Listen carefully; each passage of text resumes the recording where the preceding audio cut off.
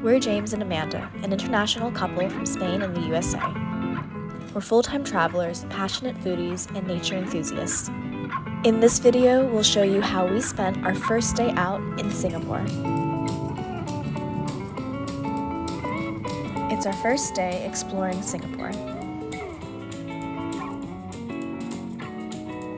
We're off to check out Chinatown. We took the MRT to Raffle's place.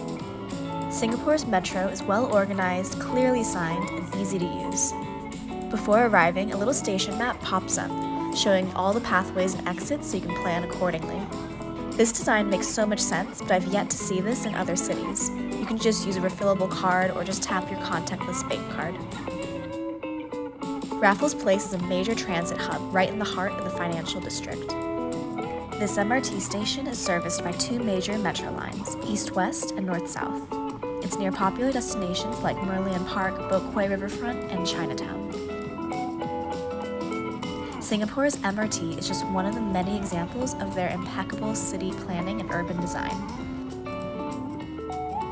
Walking to Chinatown, we passed by a variety of architectural styles.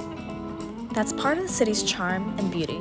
Wherever you go, you're surrounded by contrasting architecture, ancient historical buildings framed by uber-modern skyscrapers. Our first stop is Singapore's oldest Chinese temple, Thien Hock, Keng, or a palace of heavenly happiness.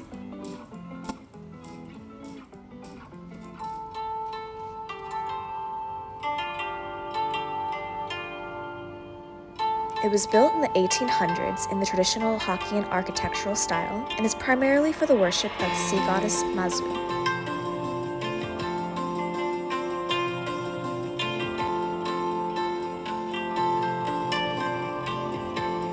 The surrounding area is really nice to walk around. There are plenty of covered archways to shelter you from the brutal sun or pouring rain. Thien Hock Keng is located near the famous, more popular Buddha Tooth Relic Temple. But before visiting this popular tourist site, we're going to grab some food. It's our first outing in Singapore, so of course, we had to have our first true hawker experience at the one and only Maxwell Food Centre. Hawker centers offer a melting pot of cuisines at an extremely affordable price. Home to 120 hawker centers and approximately 13,430 individual stalls, there is no excuse to not eat well in Singapore. To start off, we got a few dishes from Fu Shun Shao La Mian Jia, roast duck noodles, and roast pork and char siu rice. The duck cost us 5.50 Singapore dollars, and the pork was $4. The duck was flavorful and succulent, with tender meat and thin, crispy skin. The duck roasted two ways, or two different parts. Noodles, some spicy sauce. Yeah, it's really good. I'm going to try some of the spicy sauce. Is it spicy? Yeah.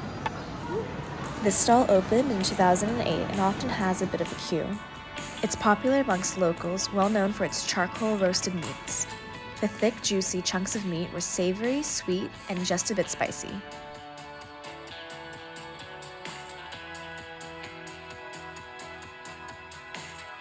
We also shared a freshly pressed sugarcane juice.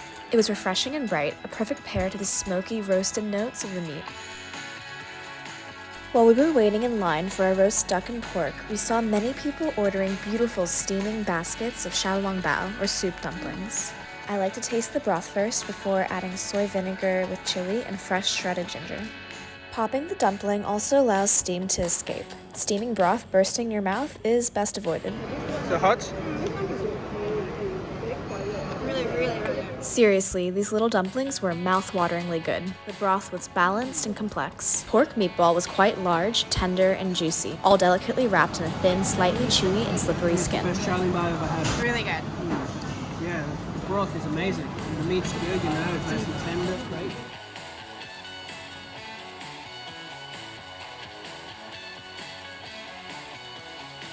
After our lunch, we cooled down with a dragon fruit smoothie.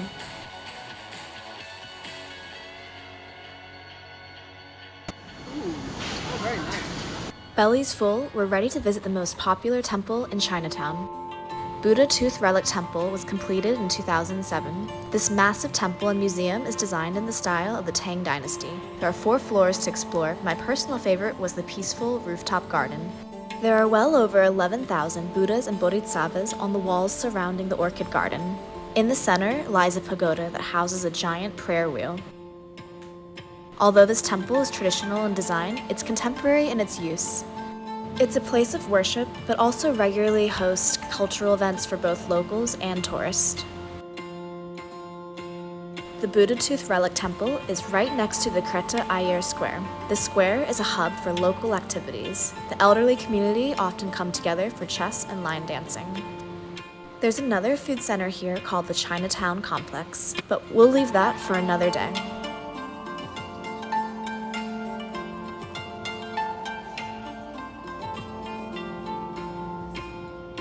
The colorful streets of Chinatown are lined with food vendors, interesting shops, produce stands, bars, and restaurants.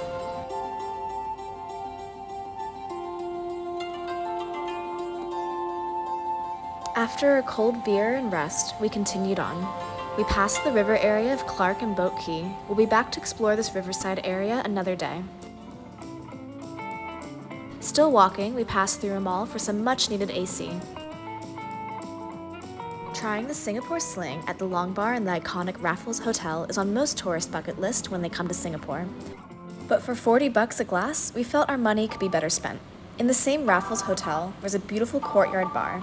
It's under the same management as the famous Long Bar and even has the exact same Singapore Sling cocktail. But we are here for the happy hour specials.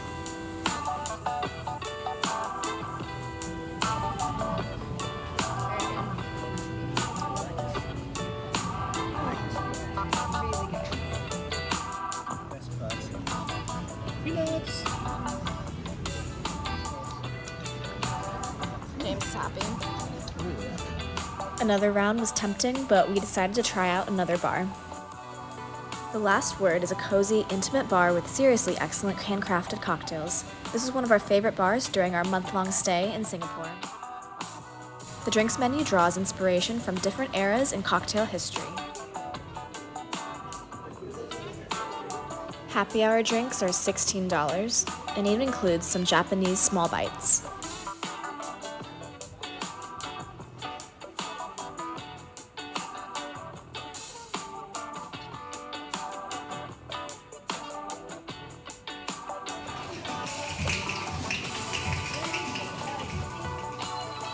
To finish off our night, we walked down to the main waterfront with the intention of catching the nightly Spectra Light Show and maybe grabbing a bite at the somewhat touristy Glutton's Bay.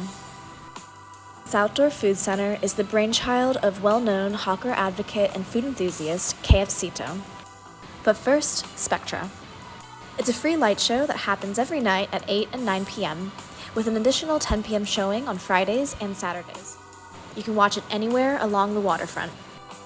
It's a fun touristy thing to do, as you'll also have a great view of the Marina Bay Sands Hotel.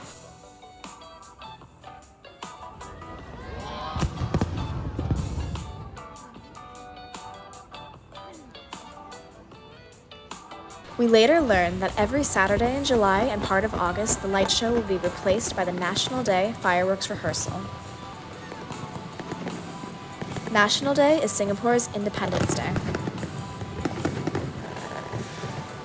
The main celebrations take place on August 9th, but there are many rehearsals, celebrations, and parades for 4 weeks leading up to the big day.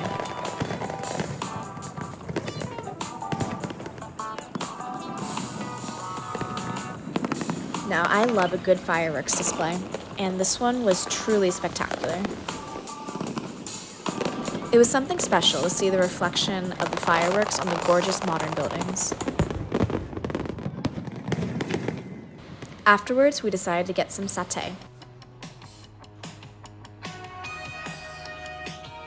We got 20 skewers of chicken, beef, and duck for about $20–25. Epic.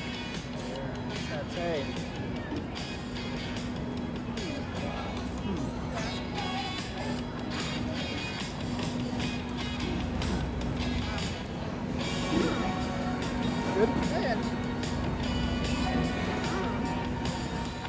Good? The meat had a really nice grill flavor, charred and smoky, slightly sweet caramelization of the marinade. The peanut sauce was super chunky and on the sweeter side. Could have used a bit of lime juice to cut through and brighten it up. I feel like it's kind of hard to do these food vlogs. I'm so hungry whenever we get food, so we're just like scarfing it down. Now that we've demolished a good 75% of our meal. Thought it was very good. I mean, at the end of the day, it's all about the satay sauce, and you know, I didn't leave much there. It was, Chunky. You can see those chunks of peanuts. Not too sweet, a little spicy, really creamy. Yeah, really nice. I've never had a satay sauce so chunky like this. And I thought the duck meat especially was very good with it as well. I'm glad we got 10 of those skewers. When we got back home, we popped down to our fave store, Don Donkey.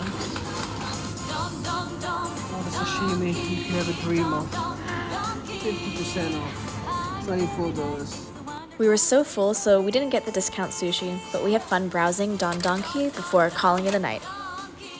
Thank you so much for watching. We hope our videos are entertaining and useful.